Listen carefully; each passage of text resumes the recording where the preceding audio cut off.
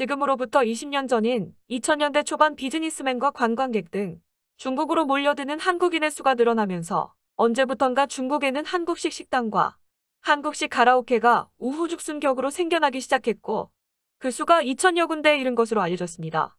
그런데 최근 한국 유흥가는 중국 여성들에 의해 점령당하고 있습니다. 국내 유흥주점에서 일하는 젊은 중국 여성들의 수가 급속히 증가하더니 지금은 헤아릴 수 없을 정도로 많은 중국 여성들이 유흥가를 장악하고 있습니다. 아예 일부 지역에서는 중국식 룸살롱에 중국 여성들이 일하는 한국 내 중국 유흥주점도 이미 서울 시내에만 수십 군데인 것으로 당국은 파악하고 있습니다. 아예 제중교포들로 구성된 조직이 유흥주점에서 일하는 중국 여성들을 조직적으로 관리하며 그 세력을 확장 중이라는 게 사법당국의 설명입니다. 이처럼 중국 여성들이 일하는 룸살롱은 한국의 성매매 특별법 이후 더욱 빠른 증가세를 보이고 있는 것으로 나타났는데요. 현재 유흥주점 사업을 하거나 업소에 종사하는 여성들의 말에 따르면 1, 2년 전부터 중국 술집 여종업원들이 한국으로 일하러 오는 경우가 눈에 띄게 늘었다고 합니다. 한 유흥주점 업주는 한국 여성들은 단속과 신변 폭로에 쫓겨 오히려 유흥업소에서 일하는 게 어려운데 한국으로 진출한 술집 여종원들은 이곳에서 그야말로 물 만난 고기 마냥 영업을 하고 있다고 전했습니다. 몇 년 전 한 재벌가 회장님의 성매매 동영상이 유출돼 논란이 인 적이 있는데요. 이때 회장님을 모셨던 여성들도 중국 여성인 것으로 파악됐죠.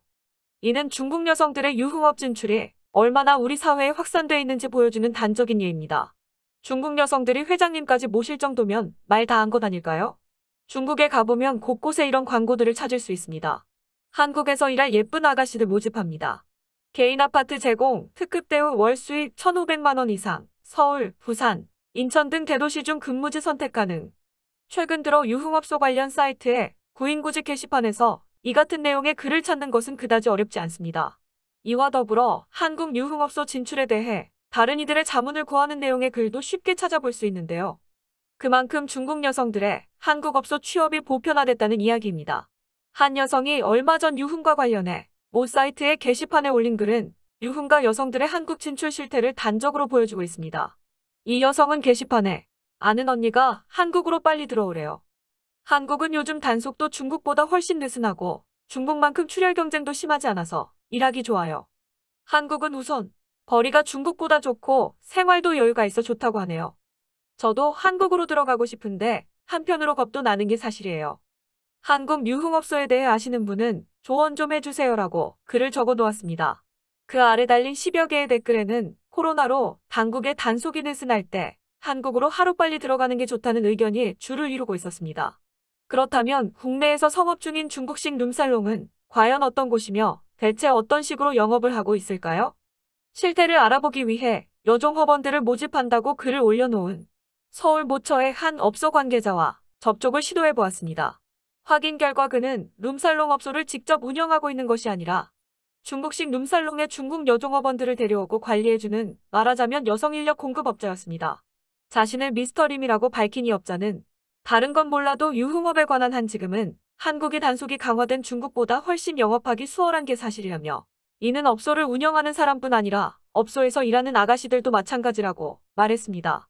또 림 씨는 한국에서는 속칭 나가요 걸들 가운데 이른바 템프로 여성들만 호사스런 생활을 할 뿐 나머지는 대부분 힘겹게 사는 것이 사실이다.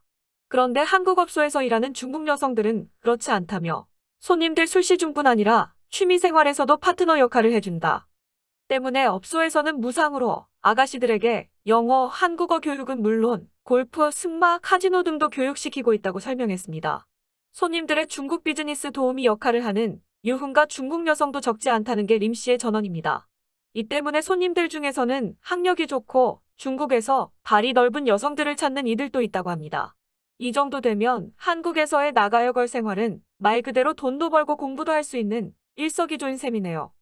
국내 유흥업소에서 일하는 중국 여성들 중 상당수는 성매매를 하고 있다고 하는데요.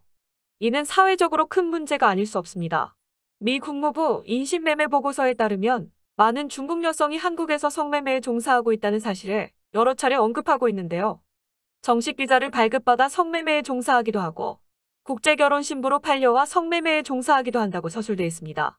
2016년 한국법무부 출입국관리본부 통계 기준 한국에 체류 중인 중국 여성은 특히 그중에 한족인 중국 여성들은 결혼 귀화자를 제외하고 21만 2,115명으로 조선족을 제외하고는 가장 많은 수이며 이 중 많은 수가 결혼비자, 관광비자, 유학비자, 예술비자 등을 통해서 성매매에 종사하고 있는 것으로 드러나 충격을 주고 있습니다.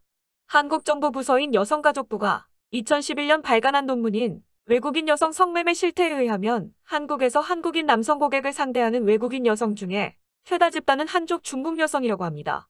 논문 작성을 위한 표본 조사 인원 중에서도 중국 한족 여성이 20명으로 최다였습니다. 실제 국내 중국인 성매매 여성들은 결혼비자, 관광비자, 유학비자 등을 이용하는데 해당 체류 자격은 한족이 조선족 대비 월등하게 많으며 언론 보도 사례에서도 조선족보다는 한족 여성들이 주로 언급되고 있습니다. 한국 공영방송 MBC에 따르면 한국 마사지 업소 80%는 중국 여성이 일하는 성매매 업소라는데요. 당국에 따르면 2016년 한국에 입국한 중국 여자 유학생은 74,635명으로 이들 중 다수가 한국에서 성매매에 종사하고 있습니다.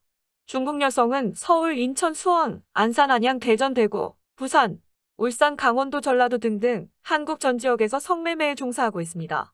심지어 중국 성매매 여성은 도시뿐만 아니라 한국의 면 단위 시골에서도 성매매를 하고 있어 수시로 우리 단속국에 적발되고 있습니다.